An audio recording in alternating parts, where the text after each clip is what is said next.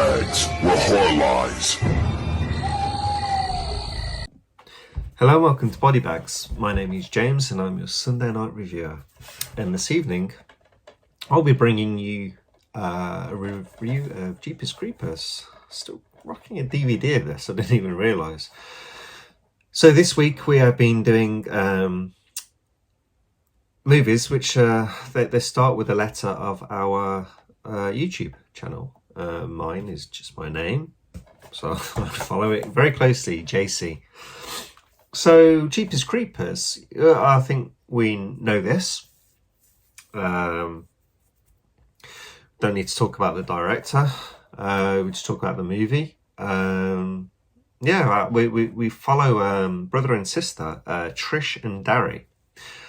And I love the start of this film. It's brilliant. I just really sucked into I just really love the start. I think it's fantastic. So you're in with a brother and a sister, and these two actors seem to get on really well. It's like they've known each other for years, how they are acting together. Well, we get this with good actors, and they really are like brother and sister, how they are. It's really cool. So they're going back home. It's like vacation time, the holidays. So he's decided to driving them back. I think they go to different schools, and so they're driving her old car. And yeah, they're just like talking about stuff, just general. It's really cool. And they're playing this license plate game and things like that. And yeah, like I said, I just really like it. Like, it just sets the mood and the scene really well. And it's just so good because you get this kind of like deranged truck driver who's right behind them. He's like tailgating them, scaring the crap out of them. And he drives past, and then they're talking about that for a while. And then they just see the truck, like the truck drives off, and some more time passes, and then they see the truck, and they see this huge guy. He's got a hat on, a raincoat, can't really see anything. And he's got what looks like a body wrapped in cloth, and he just throws it down this drain storm at this church. And that's what I love about. It's not that the film drops after that, not at all, but it's just, you forget you're watching a horror movie. You're just watching these two teenagers chat, and this guy, it's just fun. And then you see this really effective scene, and I remember watching that, and I was like, that's actually pretty scary. It's like, yeah, it just, I don't know, it just resonated somehow with me, and I thought it's just really great, yeah. But anyway, he manages, like Darry manages to, he gets around his sister, and he's like, we should go back. We should go back. It was like, I think the phrase he uses, if it was you down there, wouldn't you want someone else to go back for you? She's like, oh shit. So anyway, they're trying to get down this storm drain, and he actually falls down. And then yeah, he sees like the bodies, like this guy stitched. It was all stitched up, and then there's bodies everywhere plastered, and they look a bit weird and crappy, but it's not. It's that they kind of have this like kind of lacquer on them, so they almost look like mannequins, but it's to like preserve them. And it's like they just cover the walls and the ceiling, like just probably, you're not sure how many bodies are. There must be a lot down there. I think it says hundreds, but I don't know. But so it's just totally freaking out. Then they drive to this nearest diner, and they like contact the police. They're like, so you gotta come here, you gotta come. They're freaking out. And while they're waiting, they get this phone call from this psychic, and she's telling, like, if you hear this, have you seen how she's talking? She's like very like old school, like kind of voodoo old school, like 1950s kind of. But anyway, she's like, when you hear the screams, this last scream you'll ever scream, hear these bits and pieces. And it's like, when you hear like the Jeepers Creepers song, it's like, yeah, that means he's there, he's close. Don't know how that connection works to this killer, but somehow this song just plays. So anyway, like the police come, and they go out to their car, and it's like the creeper. He's been there, and he's been like smelling all all the clothes, or like the dirty laundry. And it's what it is. It's to get the scent.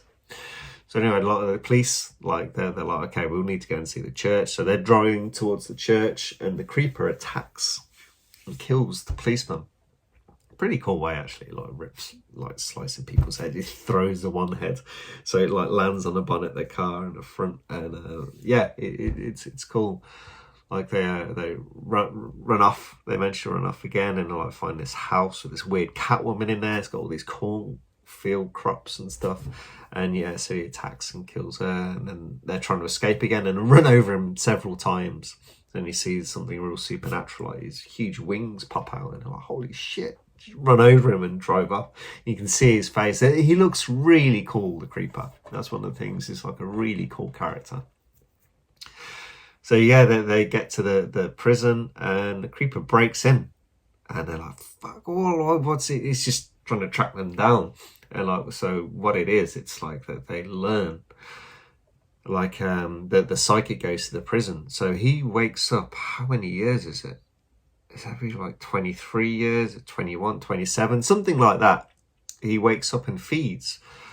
But what he does, it's like, if he has an injury, like he got his leg run over, obviously by the car. So it's like, eats this like prison officer's foot. His foot regenerates. And so, yeah, he wants always better parts all the time. So anyway, he like breaks in. He gets to there. He manages to track them down, and he grabs Derry, and we realise that that's the one that he wants. For some reason, I can't remember why. I thought he wanted Trish for some reason, which is the sister. I can't remember why, but it's him. It's Derry that he wants. And in the end, he just like flies off. Like his wings, like opens his wingspan so they can see him, and like how he's just like a monster. Flies off, and then he's got you have the really creepy music, and then we go to like his lair, his house, and he's like sewing and stuff like that. You see the creeper there, and then you see like Derry, and you kind of like zoom out through the back of him, and it's taken his eyes. It's killed him obviously, and it wanted his eyes. So there we have it. As a quick run through of the film, it's very, very good film.